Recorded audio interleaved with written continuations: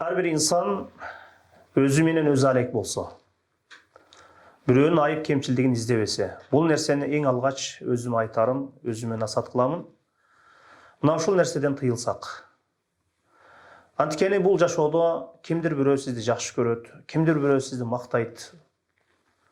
Эгер бул жашоодо сиз Аллахты разы кылган болсоңуз, сиз уттуңуз.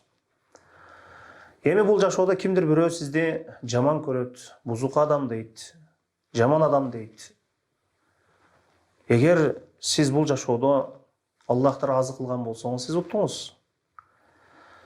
Эми эгер адамдардын көзүнчө аалым болуп көрүнсөңүз дагы, адамдардын көзүнчө кадыр бартуу адам болуп көрүнсөңүз дагы, бирок кылган ишиңиз, айткан сөзүңүз, амалыңызга, жүрөгүңүзгө туура келбесе, жана Аллах сизден разы болбосо, бул жашоодо сиз уттурдуңуз.